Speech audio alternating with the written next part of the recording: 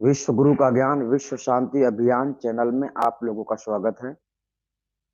और इस वीडियो के माध्यम से दो सवालों के जवाब हम देने वाले हैं, जिसमें सोनू नामक किसी व्यक्ति ने सवाल किया है। और उनका सवाल, पहला सवाल उनका ये था कि क्या हमें भगवान की पूजा करना चाहिए। फिर दूसरे सवाल में उन्होंने ये सवाल किया कि अगर नहीं तो फिर हमें क्या करना चाहिए, यानी कि मानव के जीवन का लक्ष्य क्या है। इस वीडियो में आप लोगों को अच्छी तरह से वही बात समझाया जाएगा। हालांकि ऐसी बातें बहुत बार समझाई गई हैं, लेकिन इस वीडियो में पर्सनल रूप से जानकारी दी जाएगी कि आपके जीवन का मनुष्य तन को भगवान की पूजा करना चाहिए। और इसके विपरीत में दूसरा सवाल ये है कि हमारे जीवन का लक्ष्य क्या है, मतलब कि हमें मनुष्य का तन प्राप्त हुआ है, इसका लक्ष्य क्या है, किस लिए इस मनुष्य का तन हमें प्राप्त हुआ है। तो इसी के बारे में हम जानेंगे। सबसे पहले जानते हैं भगवान से जुड़ी जो बातें हैं। जो सवाल आया है कि क्या हमें भगवान की पूजा करना चाहिए। सबसे पहले तो आप लोगों को यह समझना होगा कि भगवान होता कौन है, भगवान किसे कहते हैं, ईश्वर किसे कहते हैं। ये पहले जानना होगा, क्योंकि कोई भी काम करने के पहले उस पर विचार कर लेना चाहिए। जैसे विद्यार्थी लोग पढ़ते हैं तो उनका भी एक लक्ष्य होता है कि हमें, चलो भाई, कोई नौकरी करना है, कोई डॉक्टर बनना चाहता है ना, कोई कलेक्टर बनना चाहता है, कोई मतलब नाना प्रकार की नौकरियां डिग्री के हिसाब से प्राप्त होती हैं। तो इस प्रकार से कोई भी कार्य करने से पहले विचार करना चाहिए कि हम क्यों कर रहे हैं। चलो, सवाल आया है कि भगवान, क्या हमें भगवान की पूजा करना चाहिए। सबसे पहले पूजा को समझो। पूजा क्या शब्द है। पूजा का अर्थ हमने बतलाया था कि साथियों, जो पूजा पाठ करके सुख शांति प्राप्त करना चाहते हैं, तो इस प्रकार की सुख शांति क्षणिक होती है। सुख शांति होता है, ऐसी बात नहीं है। जब आप भक्त बन जाते हैं, किसी की पूजा पाठ करते हैं, तो उस समय आपका मन कोमल होता है, शीतल होता है, आप उस समय शांत स्वभाव के हो जाते हैं। लेकिन जैसे ही पूजा पाठ से आपका मन हटता है, उसके बाद फिर आपका पूरा समय उसी प्रकार बीतता है जिस प्रकार आप धंधे बिजनेस जो भी काम आप करते हैं उसमें आपका समय चला जाता है। तो चलिए, भक्ति और पूजा ये अलग-अलग मामला है। मतलब भक्ति में ही लोग पूजा पाठ करते हैं। अब जैसे मूर्तियों की पूजा करते हैं, जैसे राम मंदिर बनाया गया है, तो राम मंदिर में मूर्ति स्थापित की गई है, अब लोग वहाँ पूजा पाठ भी करेंगे, है ना? तो सबसे पहले तो ये आपको जानना होगा कि भगवान होता कौन है, क्योंकि सवाल यहाँ आया है, क्या हमें भगवान की पूजा करना चाहिए, है ना? तो इसके पहले ये जानना होगा कि भगवान होता कौन है, भगवान क्या है, ठीक है ना? किसे कहते हैं भगवान? तो साथियों, भगवान उसे नहीं कहते हैं जो अवतार धारण करते हैं, यानी जिन लोगों ने, जिन शक्तियों ने अवतार धारण किया। जैसे राम को विष्णु जी का अवतार माना जाता है, कृष्ण को भी विष्णु का अवतार माना जाता है। इसी प्रकार बजरंगबली को शंकर जी का अवतार माना जाता है। इसी प्रकार बहुत सारी बातें हैं। तो यानी ये जितने देवी देवता हैं, इनकी पदवी भगवान में नहीं आती है। मतलब ये कोई भी आपके इष्ट नहीं है, आपके भगवान नहीं है। सबसे पहले ये जानना है। तो भगवान कौन है, ये आपको समझना पड़ेगा। सबसे पहले हमारे अंदर जो चेतना है, जिस चेतना से सारे कार्य हो रहे हैं, उसी चेतन आत्मा के माध्यम से हम, हमारे पास मन है, हमारे पास इच्छा है, और हमारे पास वर्तमान में शरीर है। उस चेतन आत्मा के द्वारा ये सब कुछ प्रकट हुआ है, बनाया गया है, ठीक है। तो भगवान कौन है? जिसने दुनिया की रचना की है, जिसने सारे जगत को रचा है, बनाया है। फल फूल पेड़ पौधे आदि ये सब कुछ उसी का बनाया हुआ है। पांच तत्व जो आप जानते हैं, अग्नि वायु आकाश जल पवन, ये सब, ये पांच तत्व भी उसी के बनाए गए हैं, ठीक है ना? किसके? भगवान के। अब भगवान, पहले भक्ति को समझना। जहां भक्ति होती है वहीं पूजा पाठ की बातें चलती हैं। जो भगवान है वो खुद पूरी तरह से इस संसार में उलझा हुआ है, ध्यान रखना। जिस प्रकार से आपका शरीर है, आपके शरीर में जिस प्रकार से विकार हैं, उन्हीं विकारों में आप उलझे हैं। इसी प्रकार से इस दुनिया को बनाने वाला, जिसे भगवान कहते हैं, वो स्वयं इस दुनिया में फंसा हुआ है। मतलब जब ब्रह्मा विष्णु महेश की उत्पत्ति हुई, ब्रह्म निरंजन के माध्यम से किया गया। तो ब्रह्मा विष्णु महेश ने भी भक्ति का रास्ता अपनाया, उन्हें भी साधना करनी पड़ी, लेकिन मुक्ति वाला साधना उन्हें प्राप्त नहीं हुआ। यानी कि मुक्ति वाला ज्ञान उन्हें प्राप्त नहीं हुआ, क्योंकि कोई वैसा गुरु ही नहीं था कि सच्चा गुरु हो तो आत्मा परमात्मा का ज्ञान करवा दे। तो जहां पूजा पाठ की बात आती है, तो भगवान की पूजा पाठ करने का कोई फायदा नहीं है, क्योंकि भगवान को आप लोग केवल शब्दों से जानते हैं, हकीकत में नहीं जानते हैं। अब इस संसार में आत्माओं के द्वारा होने वाले चमत्कार हमारे शरीर के अंतर्गत ये ब्रह्मांड माना जाता है। ठीक है, ये ब्रह्मांड का हिस्सा है। और जो यहाँ मतलब आपका मुख ले लो, मुख मुख के नीचे का जो हिस्सा है वो पिंड माना जाता है। दो चीजें हैं संसार में, पिंड और ब्रह्मांड, ये दोनों एक से दूसरे से जुड़े हुए हैं। ठीक है, तो आपका जो स्थान है वो स्थान है हृदय, और जो ब्रह्म निरंजन यानी कि ब्रह्म का स्थान है वो है मस्तक। ठीक है, उसके स्वयं के रहने का स्थान बता रहे हैं। तो भगवान की जब बात आती है, तो भगवान की पूजा पाठ लोग इसलिए करते हैं कि हम मरने के बाद भगवान के पास जाएंगे, है ना। तो जहां भगवान की पूजा की बात आती है तो गलत हो जाता है, क्योंकि किसी भी शास्त्र में, किसी भी ग्रंथ शास्त्रों में भगवान को प्राप्त करने की विधि नहीं बताई गई है। ठीक है, लोगों ने सिद्ध कर दिया है। कोई जैसे मेडिटेशन करता है, तो मेडिटेशन करने वाला अगर आपके अंदर सफेद कलर का प्रकाश प्रकट होता है या फिर पीला कलर का प्रकाश प्रकट होता है, आप नाना प्रकार के प्रकाश को देखकर आपको ऐसा लगता है कि ये भगवान है। जबकि भगवान वास्तविक में निराकार है, ये ध्यान रखना। मतलब उसके स्वयं का वास्तव रूप में कोई शरीर नहीं है। ठीक है, उसके स्वयं का कोई शरीर नहीं है, स्वयं का उसका पर्सनल। हालांकि जितना संसार में आपको स्वरूप दिखाई दे रहा है वो सब उसी की रचना की गई है।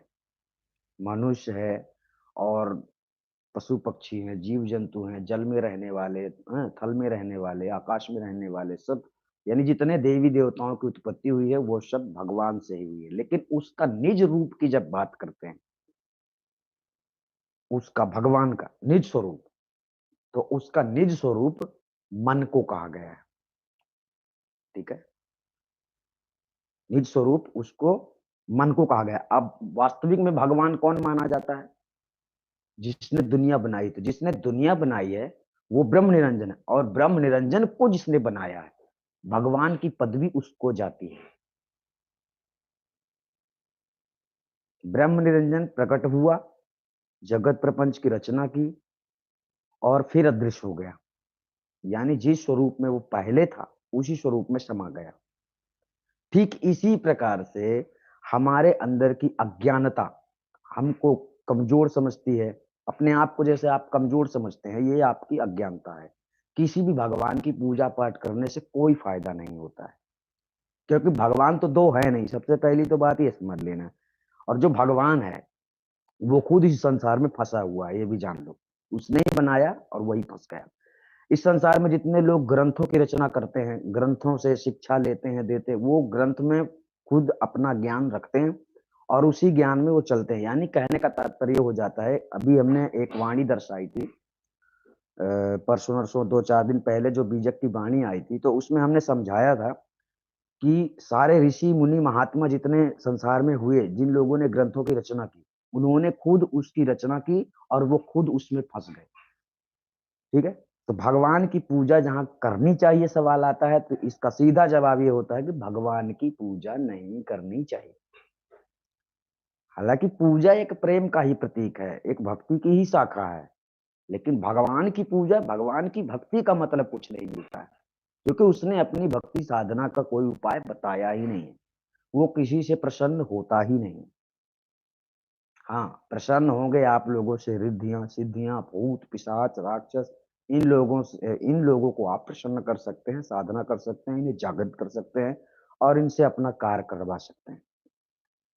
भगवान नाम की कोई शक्ति ऐसी नहीं है जिसने आपको पूजा पाठ का विधान दिया है। आप पूजा पाठ करने से होता कुछ नहीं है, आपके मन को क्षणिक शांति मिलती है, फिर आप वैसे के वैसे बदल जाते हैं। ठीक है, तो चलिए भगवान की पूजा वाला जो सवाल है ये यहाँ से खत्म होता है। भगवान की पूजा नहीं करनी है क्योंकि आप नहीं जानते हो भगवान कौन है। ठीक है। तो इस शरीर के अंतर्गत विद्यमान मन को भगवान कहा गया है। अब मन बड़ा भगवान नहीं है। मन की उत्पत्ति चेतन आत्मा से होती है। तो चेतन आत्मा का जो स्वरूप है वो बहुत अलग है। वो विदेह स्वरूप है, ध्यान रखना। अब जब उसका कोई शरीर ही नहीं है, जिसकी बात चल रही है भगवान, अब भाई मूल को पकड़ना है आप लोगों को।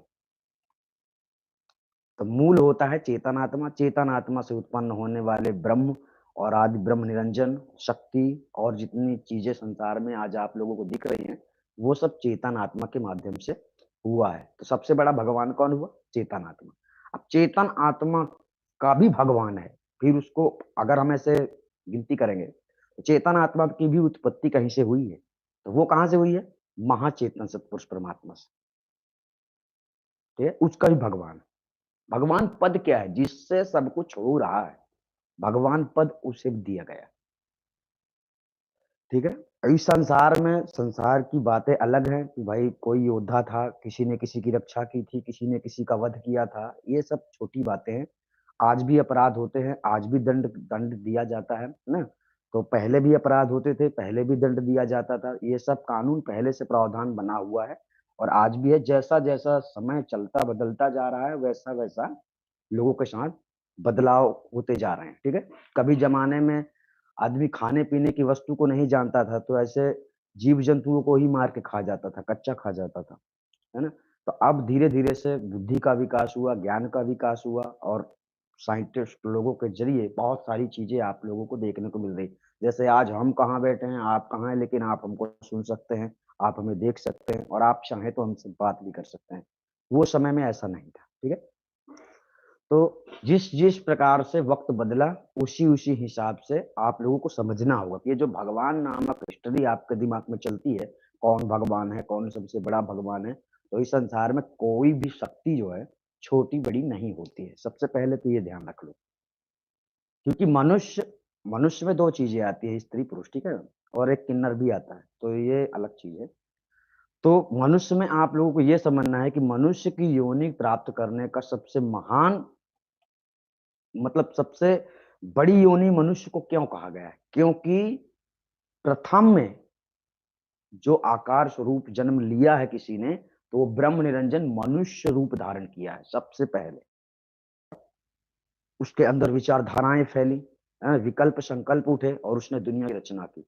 तो कहने का तात्पर्य है कि अगर तुम कहीं भटक गए हो तो इसका मतलब है कि आप रास्ते में कहीं भटक गए हो, आपको वापस लौटने का रास्ता नहीं मिल रहा है। तो इसी रास्ते से आकर मनुष्य के अंदर मतलब आत्मा फंसी और इसी रास्ते से आत्मा मुक्त हो सकती है। तो इसलिए ये मनुष्य का तन जो है तो सबसे दुर्लभ होता है और उत्तम होता है।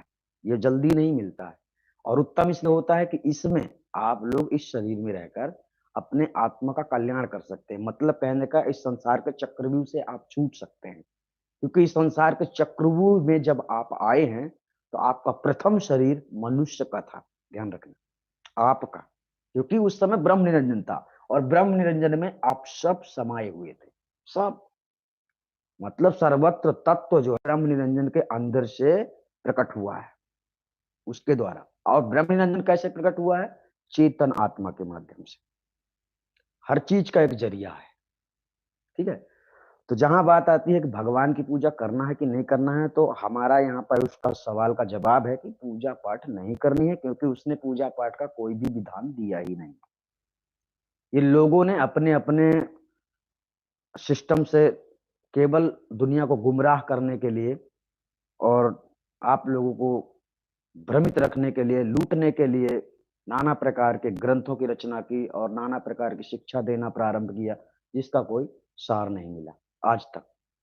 इसलिए सदगुरु कबीर साहब की जो वाणियों में पाया जाता है वो सटीक आता है, मतलब सटीक ज्ञान सदगुरु कबीर साहब का। तो चलिए, अब दूसरा सवाल आया है कि हाँ, बात वही है कि जन्म लिया है, क्यों लिया है? हमारे जन्म का कारण क्या है? आपके जन्म का कारण, विशेष कारण है कि आपको सच्चे सतगुरु की खोज करना चाहिए और सच्चे सतगुरु से ज्ञान प्राप्त करना चाहिए और सच्चे सद्गुरु से आप लोगों को अंतर मंत्र की प्राप्ति नहीं करनी होती है, बल्कि जानना होता है कि परमात्मा कैसा है, कौन है, कैसा उसका रूप है ना?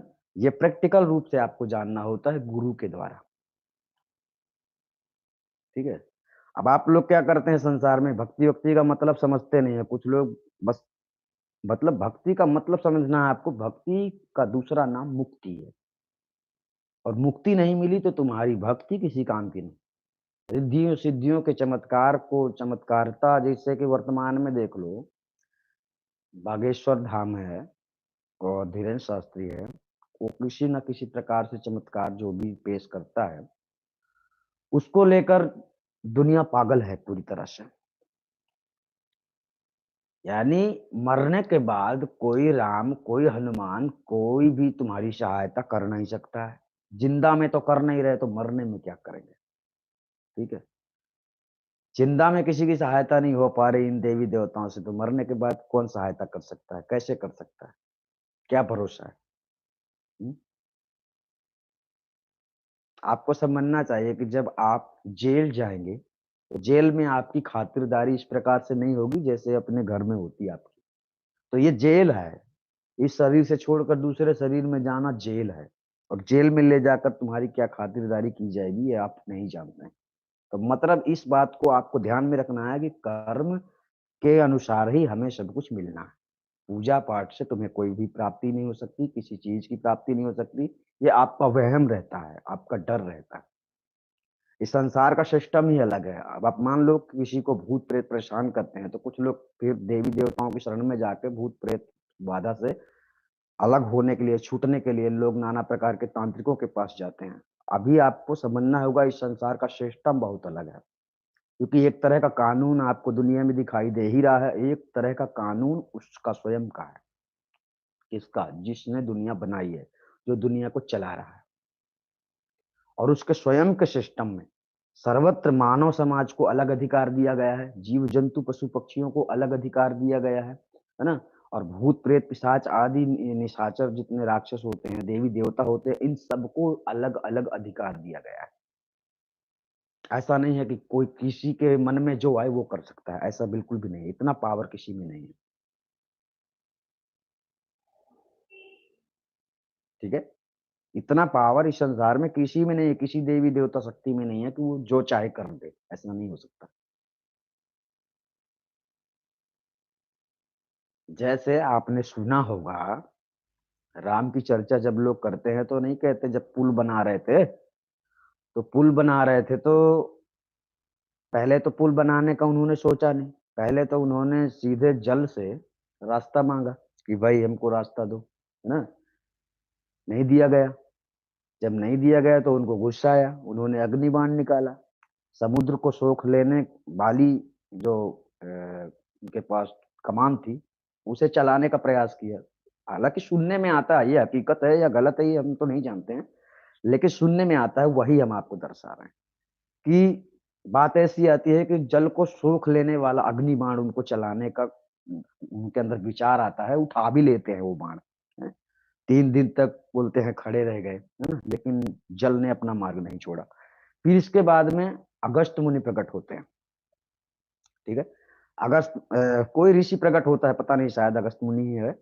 तो वो प्रकट होते हैं, वो बतलाते हैं कि आपके वानर सेना में 2 नल नील नामक 2 वानर हैं, जिनको आशीर्वाद मिला हुआ है गुरु का, जिनके पानी में पत्थर फेंक देने से वो पत्थर डूबता नहीं है ना?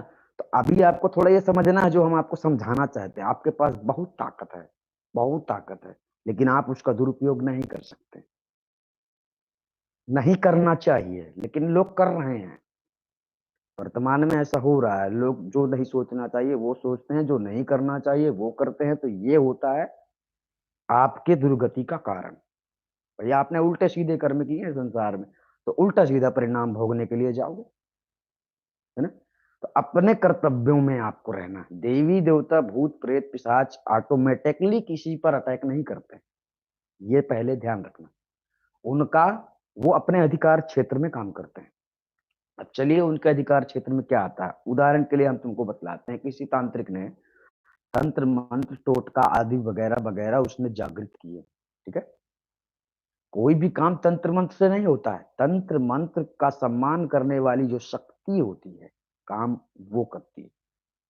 आपने सुना होगा दीठ मूठ जादू टोना, ऐसी बातें आपने सुनी होगी, है क्रिया कराया लोग कर देते हैं। तो ये बातें बिल्कुल गलत नहीं है, कहीं ना कहीं सही है, क्योंकि बहुत सारे लोग मर रहे हैं, अभी भी इसके शिकार हो रहे हैं।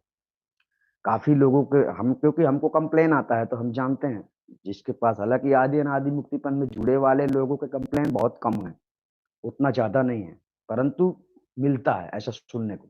हमारे साथ तो नहीं हुआ, और जब हमारी बात की जाए तो हम भूत पिशाच को मानने की बात नहीं करते हैं, हमने तो उसे आंखों से देखा है, सामने से देखा है, हमारे सामने से हमने उसे देखा है, जिसके बारे में बात कर रहे हैं, भूत प्रेत पिशाच। तो यानी ये सब शक्तियां जो है ऑटोमेटिक किसी पर अटैक नहीं करती, उनका स्वयं का अलग सिद्धांत होता है, नियम होता है, उस नियम के अनुसार वो किसी पर अटैक करते हैं, किसी को पकड़ लेते हैं, परेशान करते हैं, यहाँ तक कि जान भी ले लेते हैं।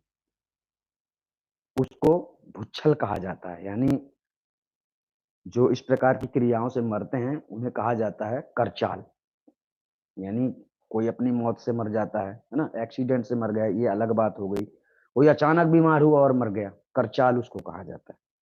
जादू टोना में एक सिस्टम होता है, 3 महीने का, 6 महीने का, 1 महीने का उसका टाइम होता है, ठीक। तो इस प्रकार से जो विधान संसार में बनाए गए हैं, आध्यात्मिक विधान अलग है और ध्यात्मिक विधान अलग है। जैसे कि संसार में तुम्हें भारत में रहते हो तो भारत के नियमों का पालन करना होगा, है ना।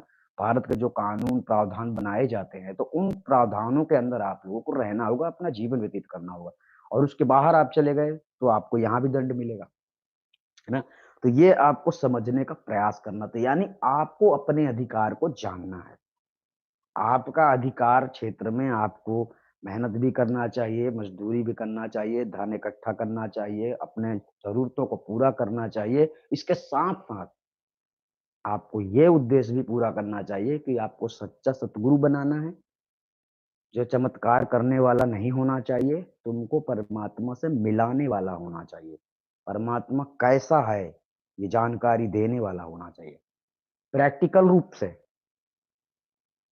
प्रैक्टिकल रूप से होना चाहिए, परमात्मा की जानकारी आपको प्रैक्टिकल रूप से होना चाहिए, तभी आपको मुक्ति मिलेगी। जैसे कहते हैं, कोटि नाम संसार में तासे मुक्ति ना हो, सार नाम मुक्ति को दाता वाको न जाने कोय। ये बात मिलती है ज्ञान गंगा के अंदर, लेकिन ये ज्ञान गंगा के अंदर जो वाणी है, लिखी तो गई है, सही समझ सही लिखा गया है, लेकिन फर्क ये है कि ये वाणी कबीर की असली नहीं है, ये ध्यान रखना। क्योंकि बातें जो सही है वो हम बतलाएंगे, ये बात सटीक है। सटीक इसलिए है कि सार शब्द परमात्मा ही है। अब सार शब्द परमात्मा नहीं है, यहां थोड़ा और आपको ध्यान रखना, सार शब्द स्वरूप है परमात्मा का, यहां जानना है। चेतन सत्ता अलग है और स्वरूप अलग है। जैसे आप उदाहरण से ले लो, पांच भौतिक शरीर स्वरूप आपको हमारा दिख रहा है, ये अलग हो गया। इसके अंदर चेतना काम जो कर रही है, सब कुछ बोलना, देखना, सुनना, सब कुछ जो काम कर रही है, वो है चेतना, जिसके वजह से शरीर चल रहा है, हाथ पैर चल रहे हैं, सब कुछ चल रहा है। तो ये है चेतना। चेतना अलग हो गया, स्वरूप अलग हो गया। अब असली स्वरूप जो आत्मा का है वो विदेह है। विदेह मतलब उसका कोई शरीर नहीं है। शरीर मतलब पांच भौतिक शरीर नहीं है।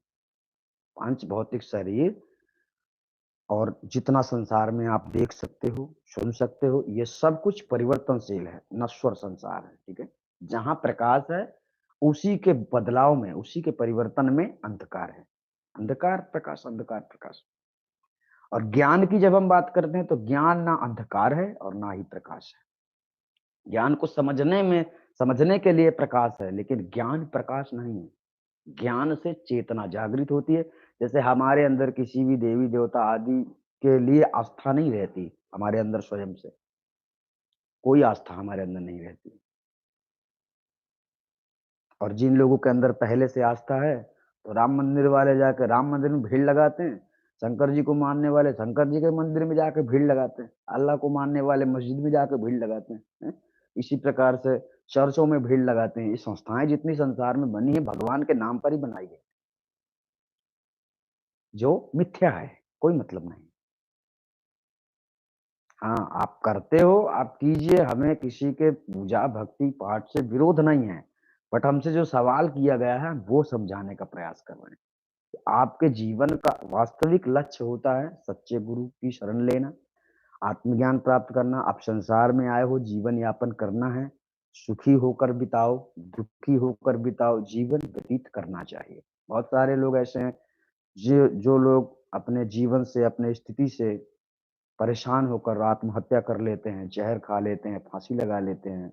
ये सब पूरी बातें अज्ञानता की विषय हैं। ऐसे लोग अज्ञानी माने जाते हैं, ज्ञानी नहीं माने जाते। अपने अधिकार को समझना आपको।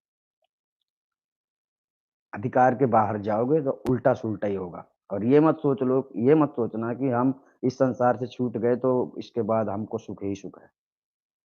ऐसा बिल्कुल नहीं है। अगर आपको ये शरीर आपका छूट गया, भले ही आप लंगड़े हैं, लूले हैं, बहरे हैं, कैसे भी हैं, आपका ये शरीर छूट गया तो समझ लो कि तुम्हारे हाथ से सुख चला गया।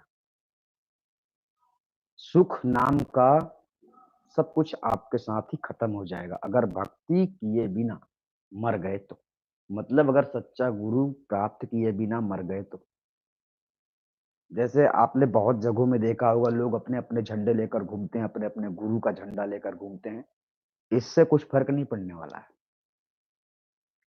ज्ञान वो रतन है जिसे तलाश करने वाले को मिलता है। अभी क्या होता है, आप लोगों के घरों में गुरु के शिष्य लोग आते हैं, अपने गुरु की बड़ाई करते हैं, आप लोगों को भी उसी गुरु के साथ जोड़ देते हैं। उन्हें भी ज्ञान नहीं हुआ और तुम्हें भी ज्ञान नहीं होगा, जो क्योंकि उनको ही ज्ञान नहीं हुआ। हमारे संस्था में आदि अनादि मुक्ति पंथ में जिन लोगों ने 40 साल, 50 साल भक्ति करके खत्म कर दिया, पूरे इलाके में मतलब उन्होंने अपने गुरुओं को बदलने की क्या बताएँ 30-35 गुरु जिन लोगों ने बना लिए, उनको अभी तक ज्ञान नहीं मिला। 50 साल नष्ट हो गया। अब बेचारे आदि अनादि मुक्ति पंथ में आ रहे हैं, क्या करें? उनकी तो भूख है, उनकी तड़फ है और जिसके अंदर परमात्मा के प्रति तड़फ है, उसे कोई धोखा नहीं दे सकता, ये ध्यान रखना। क्योंकि अंदर वाला मानेगा ही नहीं, अंदर वाला सच्चा प्रेम कर रहा है तो उसे सच्चे गुरु की आवश्यकता होती है। और जिन्हें सच्चे गुरु की आवश्यकता होती है, वो पाखंडों में ज़्यादा समय तक नहीं रुकते, है ना? फ़र्क ये है कि जो आदि अनादि मुक्ति पंथ है 2020 से प्रारंभ हुआ है, तो इसके पहले कोई ऐसी शिक्षा देने वाला था ही नहीं, है ना? तो अचानक से अब आपको कोई बात समझ में आएगी कि भाई ये बात गलत है, तब तो आप ऑप्शन ढूँढेंगे कि भाई हमें सही गुरु बनाना चाहिए, है ना? अभी तक संसार में इसी भ्रम में लोग थे कि केवल गुरु बना लो, गुरु बनाना ज़रूरी है, गुरु से ही भक्ति शुरू होती है। गुरु से भक्ति शुरू ज़रूर होती है, लेकिन यहाँ पर आपको जानना है कि आपने कर्म ऐसा नहीं किया है, तो फल मिलने वाला नहीं है। जैसे हम आपको कह दें मुक्ति मिल ही जाएगी, ये गारंटी नहीं है। आपके अंदर अगर योग्यता नहीं आती है, अगर आप अपने आप में बदलाव नहीं लाते, रहनी-गहनी नहीं बदल देते, तो तुम्हें सार शब्द मुक्ति दिलाने वाला नहीं है, ये ध्यान रखना। सार शब्द तो आत्म स्वरूप ज्ञान है। किया है तुमने पाप, कर रहे हो पाप, करना है तुम्हें पाप, उसका परिणाम तुम्हें पुण्य मिलना चाहिए, मतलब अच्छा मिलना चाहिए, ऐसा नहीं होगा। इसलिए अपने जीवन में आपको बदलाव लाना होगा, सत्य के सहारे आपको चलना होगा, सब सत्य के सहारे आप चलने लगेंगे, सत्य पर आत्मनिर्भर हो जाएँगे, तब आपको शायद मुक्ति मिल सकती है। मुक्ति मिलना खेल नहीं है, सरल नहीं है। जैसे आदि अनादि मुक्ति पंथ में पहली बार दुनिया के सामने ये बात आई है कि 5 सेकंड के अंदर आप परमात्मा को जान सकते हो, सोचो। जो आपने कल्पना भी नहीं की होगी, लोगों ने साधना करते-करते अपनी रीढ़ की हड्डी तोड़ डाली। खपड़िया में ध्यान लगाते-लगाते कितने लोग बीमार पड़ गए। आज भी उन्हें परमात्मा का भान नहीं हुआ। परमात्मा यहाँ छुप के बैठा थोड़ी है कि तुम्हें घुस के उसे ढूँढना है, खपड़िया में, हैं? परमात्मा सर्वव्यापी है। सब जगह मौजूद है वो। हाँ, नहीं जानते हो, लोग कहते हैं कि परमात्मा है तो दिखता क्यों नहीं है? अरे भई जैसा है वो वैसा ही तो जानकारी में आएगा।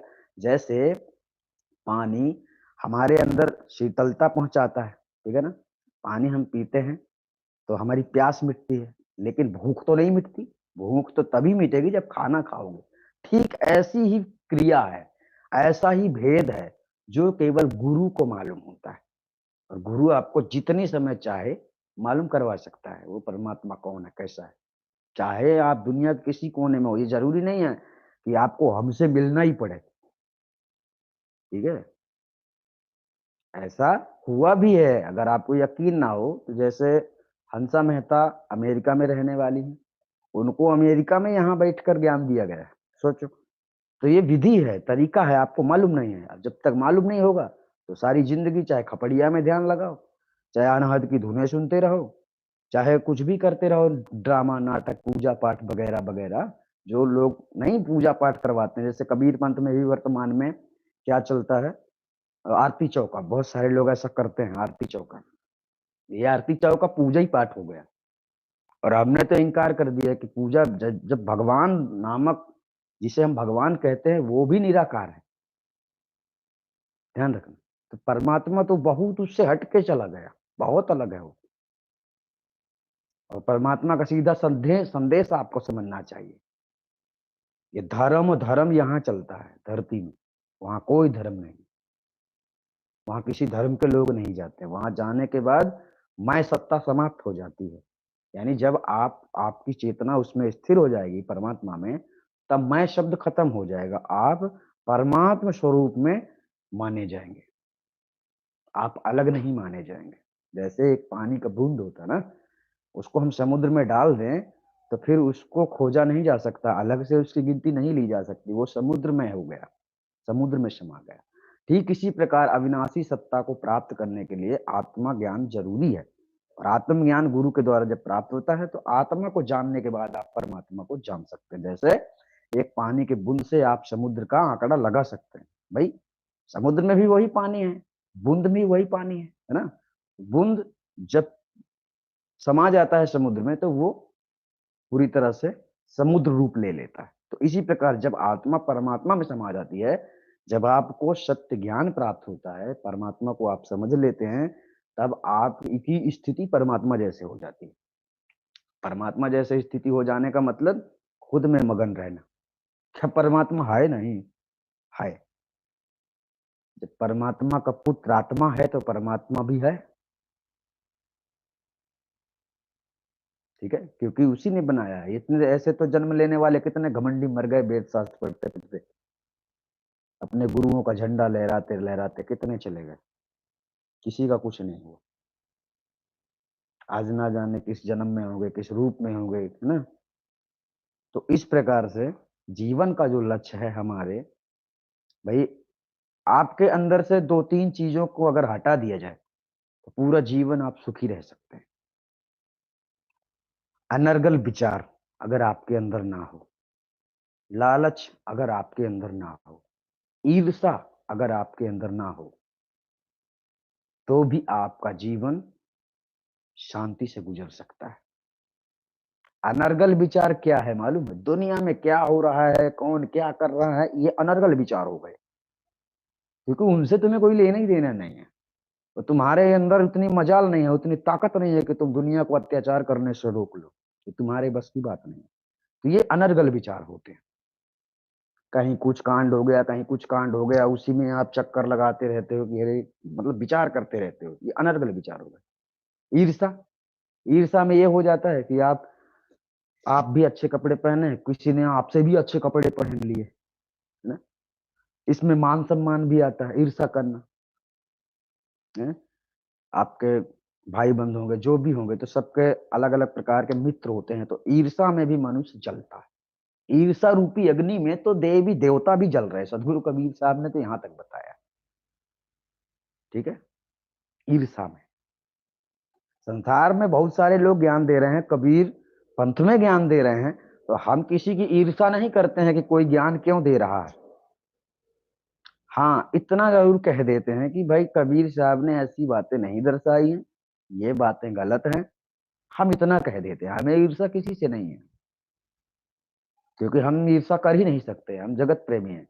हमें सबसे प्रेम है, गलत लोगों से भी है, सही लोगों से भी है, अच्छे से भी है, बुरे से भी है। जगत प्रेमी वही हो सकता है। और इसीलिए हम अपने आप को जगत प्रेमी कहते हैं, उसका कारण है, आप मानो ना मानो। हाँ, प्रेम से बात करोगे, प्रेम से बात करते हैं, हम हर प्रकार के बात करते हैं, सही बोलते हैं इसलिए, ठीक है? तो आपने समझा आपके जीवन मानव जीवन का जो लक्ष्य होता है, वो होता है मुक्ति यानी आत्म कल्याण और आत्म कल्याण का मतलब होता है अपार शांति। जब आपको मुक्ति मिल जाती है, तब आपको कोई भी शरीर दोबारा इस ब्रह्मांड में नहीं मिलता है। आप पिंड ब्रह्मांड से परे हो जाते हैं, परमात्मा में समा जाते हैं। फिर आपके अंदर परमात्म दृष्टि होती है। आपके अंदर कौन सी दृष्टि हो जाती है? परमात्म दृष्टि। आप स्वयं में स्थिर हो, ये माना जाएगा। हालांकि जब मारोगे और शरीर आपको नहीं मिलेगा, आप स्वयं स्वरूप में स्थिर हो जाओगे। ये सीखना पड़ता है पहले से, ये विद्या।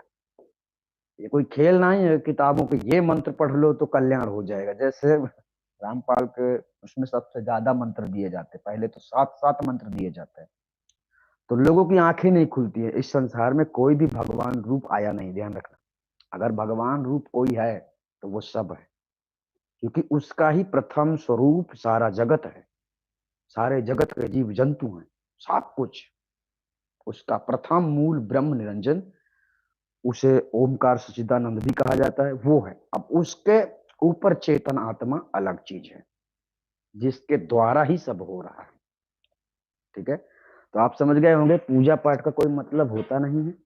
और दूसरी बात, जीवन का जो लक्ष्य होता है वो होता है मुक्ति के लिए। उसके लिए तुम्हें सच्चे गुरु की आवश्यकता होती है।